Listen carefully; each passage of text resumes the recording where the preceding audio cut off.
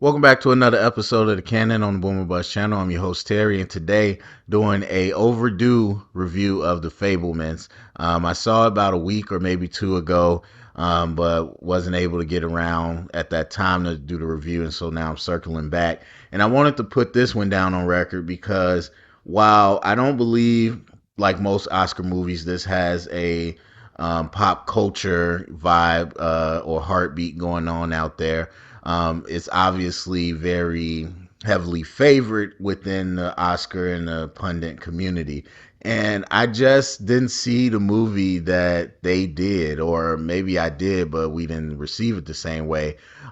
This happens every year. I feel like there's a movie that I'm very strong about that gets no love, and there's movies, one or two, that people love that I just didn't enjoy.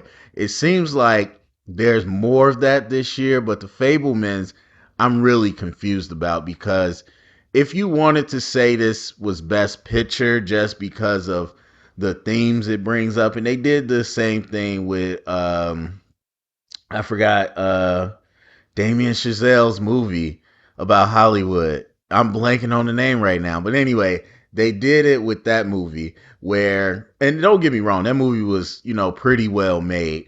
But for the most part, I feel like they just gave it the love because it was about Hollywood. And I feel the same way about Babylon's going to get love because it's about Hollywood. They love doing things that's about Hollywood. So if you want to say that is going to ride it, that's fine. But when you say best director, and I get it's a respect thing, it's a who knows who popularity contest.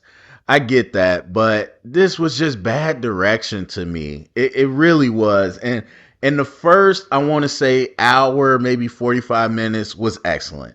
I was on board. I saw the movie that they saw. I wasn't even mad when they went from the little kid who I thought, the little Sammy, who I thought was doing amazing. I wasn't even mad when they went to an older Sammy, and I thought he did pretty well too. But what really got me is when they went to California. So whatever time point that is, that's when the movie completely turned. And I've heard some people do reviews and they're talking about the movie we see in the trailer, the movie that everybody's talking about, but that movie is not there for the second half or the last act of the movie. And I don't know if people are just ignoring it or what, but as soon as they get, well, even before they get to California, he says I'm not making movies anymore. Then once they get to California, he's not making movies until the whole ditch day thing, and that's at the end of the movie. In between that, we have this high school drama that is so cliche and so just tired. I hate it, and maybe that's me. Maybe that particular tropes annoy me more than other people, but I'm just like, and it really does annoy me. I mean, I wasn't bullied and stuff, so maybe I just don't have the same empathy. And it's not that I don't feel bad. I'm just like, it's the same thing like it always is. They are standing in the middle of the school, in outside where everybody's looking, and just threatening this kid and doing all this stuff to this kid, and just nobody. They just keep moving, and it's just so silly to me. But either way, so we get into high school drama about him being bullied for no reason. He's playing volleyball, and now all of a sudden they just hate him. And it's just, okay. Now, if this was a true biopic of Spielberg, then I could say, okay, that's his life story. That's his truth. Cool. And parts of it might be part from his story. But for this particular story about Sammy, it was so left turn. I was just like, I don't care about any of this.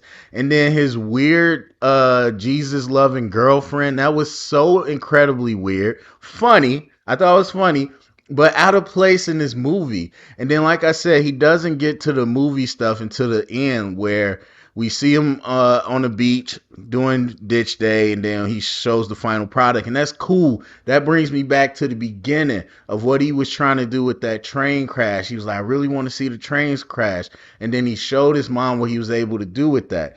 And to be honest, the family melodrama, I didn't love that, but I did see it coming, and I thought it was nice when they had the moment to say, which without saying it, but they said that, doing this film thing is not just a hobby. It's not just, you making film. You're really seeing people for who they are and all that.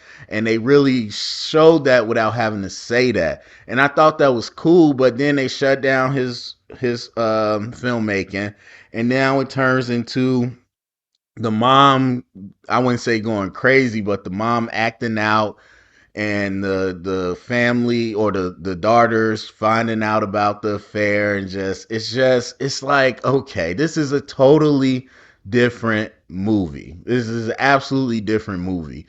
And so I just really, I really didn't like that. Even the bully exploding on him after he made him look good and projecting his insecurities on him and all that. It was just like, this is just a different movie. And at the end, I'm sure there's so much that people took away from that. The classic historians of Hollywood and the Hollywood lovers.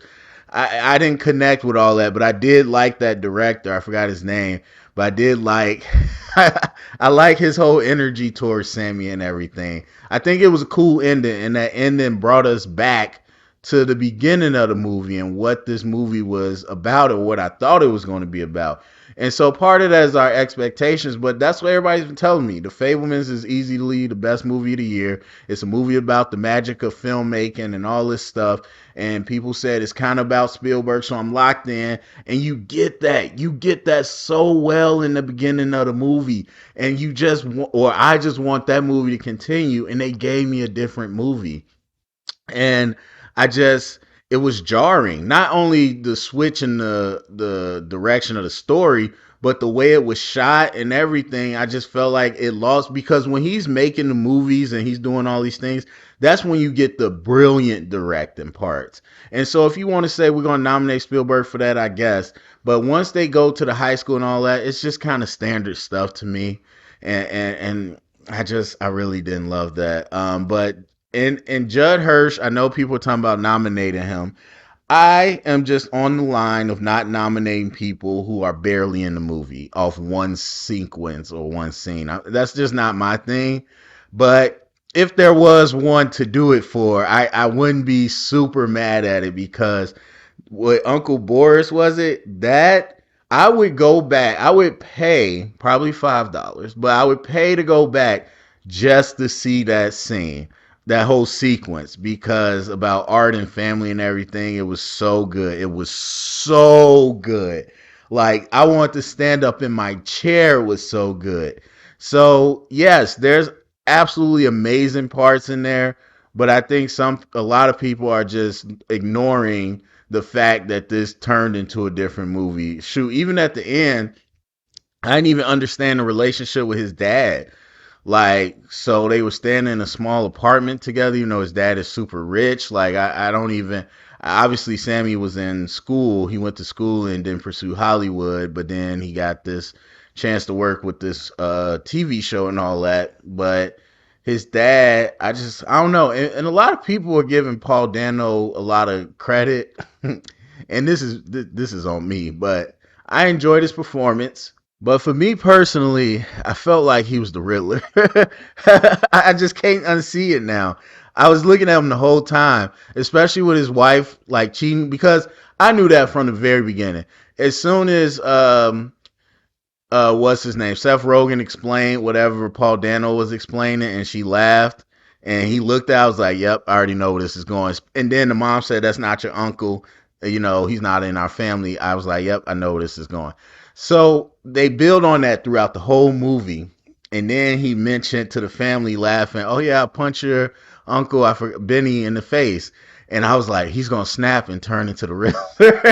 I was like, he looks insane. Paul Dano just looks insane off GP. So anyway, that's it for me. I guess if I had to give it a score, I probably, this is tough, man. Cause like, if I had to score the first act, or a little first, second, halfway through this movie, I would probably give that like a 98, 90 something. It would be an A plus.